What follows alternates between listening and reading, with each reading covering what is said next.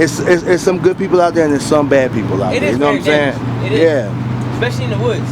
Yeah, that's what I was gonna get to. They kill you. You know? Yeah. They found 2 bodies up under a bridge. Damn. 3rd Avenue South. Like, I mean, my best friend shot himself in the head right in front of me. I tried to grab the gun away from him.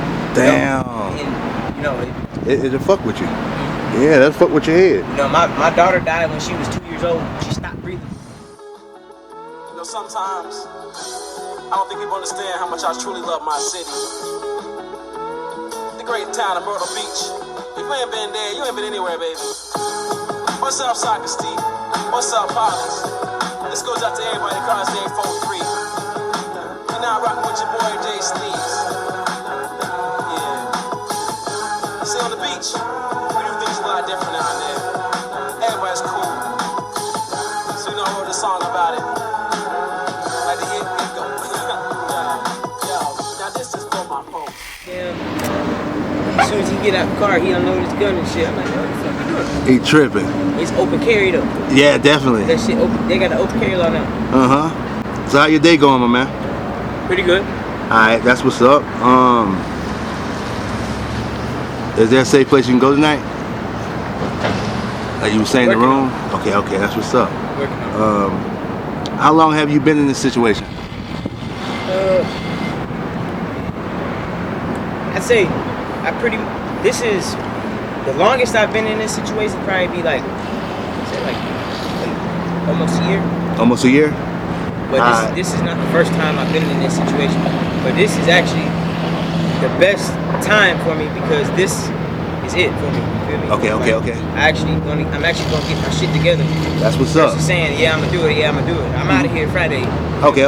My people gonna fly me out to Texas with him. He got his own construction business. Blase. His wife do her thing or whatever. They have a bunch of Mexicans, you know. So hey, it's never too late to start over. You know, it's been a time in your life where you had everything. You lost it all. I did. I had everything, bro. Like at one point in time, I could probably count the most amount of money I've ever had is probably like I want to say $800,000. Seriously. You know, I had a 5-bedroom house, me and 4 of the friends. Like we've had cars. I've owned 3 cars.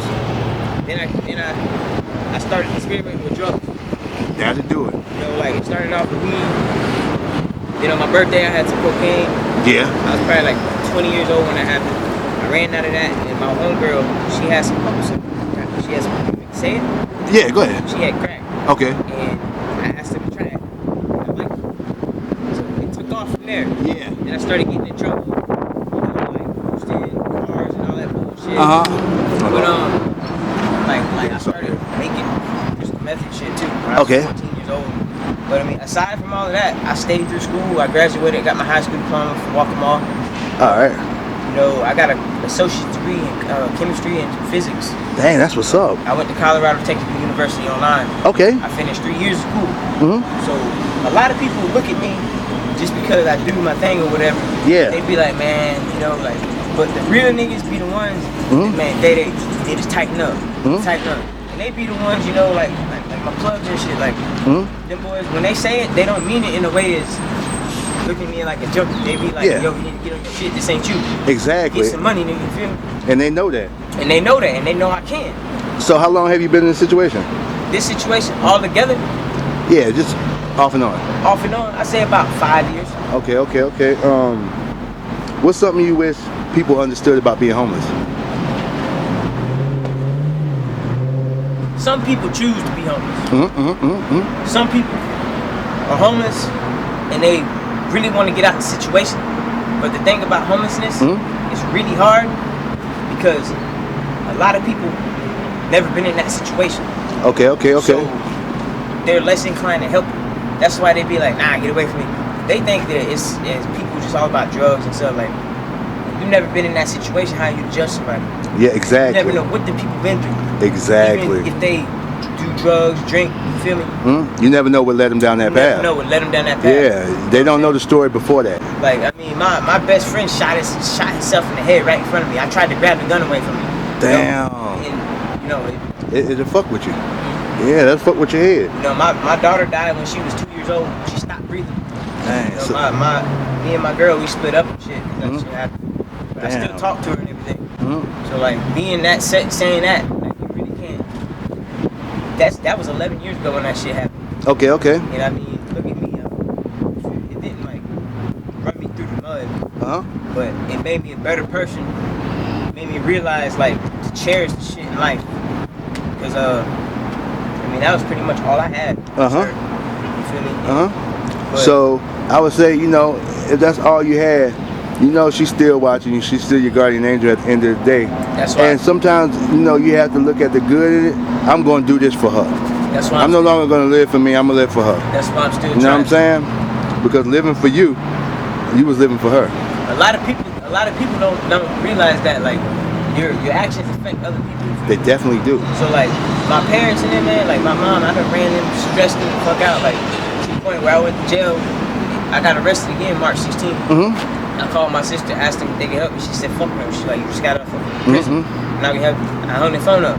I wasn't even mad because. Could you blame her? No. I blame myself. I put myself in all those situations. You know, like, it's me. Yeah. And it wasn't just, it was because of drugs and other bullshit. But at the same time, I thought it was fun. Yeah. Now I realize, man, that shit's whack, bro. Like, until it didn't become fun no more. Hell no. Sitting in prison and shit. Yeah. Like, this shit's stupid, bro. Like, people, I don't like being told what to do. Exactly. I like being able to do what I want to do. Yes. But you can do that, but you just got to do it in a legal way. Yeah, and also you got to have discipline. You know, that's the main thing. You got to know when to chill out. Yes. You gotta know when I'm very respectable and mannerable. But like, my stepdad's a pastor. Okay. So his church called Garden of Prayer, Church of God. Okay. Up in Aner. All right. My mother, she's an RN. Okay. At the Walkmall Hospital. Okay, that's what's up. That's real big. That's where I'm from, Merrill's Inlet. Okay. Hot Road, Yeah, okay. From round the bend. Yeah. Okay. All the boys, yeah. You probably don't remember me because I was a little lad. Yeah. I'm 30 now though. Okay, that's what's up. What's the hardest part about being homeless? You would say. Let's see. The hardest part about being homeless, get treated differently. And it's so hard, like maintaining your damn composure. Even though people don't have to do shit for you. Yeah. But I mean, you don't have to be rude about it either. You feel me? Like, exactly. It's either like yes or no. You don't have to be, oh, fuck off or this and that. Like, yeah. Cause me, like the old me, bro, like, you know what I'm saying? Like, I don't know. I mean, I can sense that you were a good person, and you are a good person still. Yeah. Even though that you're in a bad situation right now, it's nothing that you can't come out of. Oh, you know what I'm saying? Oh, no, there's nothing nobody can tell Yes. me to make me think I'm When not you a good put your person. mind to it. Yeah. When you say, fuck all this shit, I'm about to get back to the old me. Then that's when you look yourself in the mirror and say, this ain't me. And then you get on your job. It's going to be hard, but it's going to pay off at the end. Okay. So what do you think? What has Myrtle Beach been doing to help the homeless and the epidemic? Like, you know, they have the street reach where I believe they do like 2 meals. I've stayed. All right, they got the Helping Hands. Okay. In the community kitchen on Joe White. All right, Joe White. I mean, the community kitchen is open from Monday to Friday. They start serving breakfast, and you can go in there at 5, but they start serving breakfast at 7 to 9, and they do lunch from 11 to 1. Okay. All right. Dinner time. They serve dinner at the shelter for the inside patients and outside. They feed at 6:30 for the ones outside, and then for the ones in the program, 7:30. All right. Helping Hands, they help you get like your Social Security, food stamps, and all that stuff. Pretty much anything you need. If you're not from around here, and you become homeless, that's where you go. Okay. And they'll direct the men to the men's shelter, like the New Directions. Okay. I've stayed there for like maybe a month after I got out of prison. And honestly, it just wasn't for me. Yeah. If I would have stayed there though, you know, but you got 100 other different personalities, just like you know, and they're all recovering addicts. And so I mean, everybody gets along, but there's just too much bullshit. So I mean, but I was trying to actually better myself a little bit. You know, I fell astray a tiny bit, but I'm trying to get back on track now. And it's just taking a little bit of time, but I mean, I'm gonna do it. Okay, you gonna do it. I know you gonna do it. And see, like the guy John, him and Will, Yeah. that runs it. Yeah. They were hardcore dope addicts. Okay. Will was hard on food. John was hard to smoke crack. He knows he knows everybody in the hood. Yeah. What I said their name was? John and Will. Yeah, Will. Mhm. Will, damn, he know everybody in the country, like Longs and all that shit. Yeah.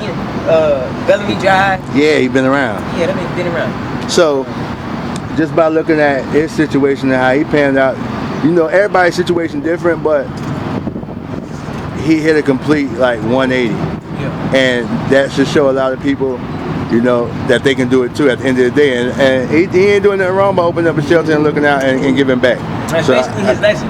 Mhm. He said, if I can fucking do it, you Yes, can fucking do it. definitely. And I mean, John, boy, that motherfucker was hardcore. Hmm. I'd ask my cousins and shit, they'd be like, yeah, that motherfucker crazy. So how? see- Oh, go ahead, finish. But see, like, the thing is about them, man, like, they really good damn people, bro. Like, Mhm. on some real shit, I just had to leave. I missed Yeah. the curfew. Yeah. And I was scared to go back. I didn't want them to kick me out. Yeah. You know, Yeah. you miss curfew, they kick you out. Okay. So But fuck they- it, but kick they myself have out. the outpatient program next door, but Okay. you gotta leave at 8 o'clock. Okay. So if you get a bed, you can get a bed from Monday to Thursday if they have space available. Okay. So I was thinking, I was like, it's got to be dangerous out there to be like in the situation that a lot of people are in by being homeless. Like, it's some good people out there and there's some bad people out It there. is You know what I'm very saying? dangerous. It is. Yeah. Especially in the woods. Yeah, that's what I was They gonna kill get you. to. They kill you. You know? Yeah. I mean, I'm not caring. I be walking in the stores, bro, Uh-huh. and I'm so skeptical. Like, I'll feel people behind me and I'll move to the side. Yeah. You know what I'm saying? Just to let them. Mhm. When I'm riding my bike, I'm Yeah. always constantly looking. Mhm. So people, I know they're like, yeah, bro. Yeah, I do man. that for a reason because I don't trust people, bro. So what's one of the craziest situations you've seen while you was out? While you was out here in these streets? Shootout. Shootout? Hell yeah. Damn. Between homeless people? Huh? Between homeless people? Oh, you mean just the home? Yeah. Oh shit, yeah. I haven't seen it, but the craziest thing, man, fucking motherfucker. They found 2 bodies up under a bridge, Damn. 3rd Avenue South. Yeah. So man, I appreciate you sitting here, taking your time out to speak with me, man. I don't mind, right? Hell yeah. And like I I said, appreciate you taking your time and damn, Hey. let me vent a little bit. hey, I wish the best for you, and I'm gonna pray, and I know things are gonna happen for you because you seem like a good dude, and just stay positive like you're doing now, man. But is there a story or a message you would like to share with others that may be like on the verge of becoming homeless, like or along that path? Do you have anything you could probably like tell them, like if they indulge too deep in drugs and they think it's all fun and games with their friends until it ends up? My thing is, if you see yourself getting too bad, or if somebody tells you you need to chill out, take heed to it and actually try to do better, because the more and more you do the shit, it's not gonna make it no better. Okay. Drugs it does not solve the problem. Trust me, it makes it a lot worse. Because then you start getting depressed, you start thinking about dumb shit like going to steal, dumb shit. Yeah. It's really not worth it. But I mean, like I said, I'm in a situation too. But honestly, just like keep your head straight, ask for help. Don't be scared to ask for help. People might shun you away, but I mean, at some point in time, if you really want to get off the streets, it'll happen. Yeah. Man, I appreciate you speaking with me, man. And what you go by here again? Day. Day? Yeah. Nice speaking with you, Day. You too, bro. All right.